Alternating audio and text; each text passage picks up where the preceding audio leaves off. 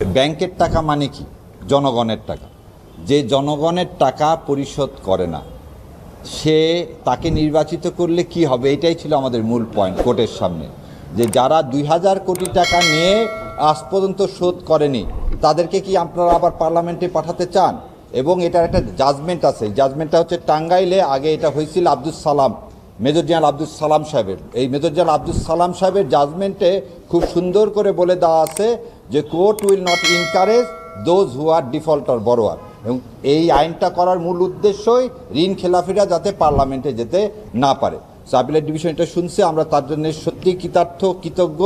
আজকে যে জাস্টিস, এই বিপ্লব উত্তর বাংলাদেশে যে নতুনভাবে এই বিচারালয়ের পদচারণা, সেজন্য আমরা সবাই খুবই আশাবাদী। 2 আসনের বিএনপি মনোনীত ক্যান্ডিডেট জনাব সারোয়ার আলমগীর 300 কোটি টাকার মতো লোন বাকি রেখে উনি ওগুলি কিছু গোপন করে নমিনেশন পেপার অ্যাকসেপ্ট করিয়েছিলেন রিটার্নিং অফিসারের কাছ থেকে।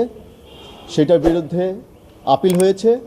আপিলে ওনার আপিলটা মঞ্জুর হয়েছে। আপিল করেছিলেন মোহাম্মদ নুরুল আমিন সাহেব, সেই আপিলটা মঞ্জুর হয়েছে। ওনার নমিনেশন পেপারটা ইলেকশন কমিশন বাতিল করেছিল। সেটার বিরুদ্ধে উনি হাইকোর্টে রিট পিটিশন ফাইল করে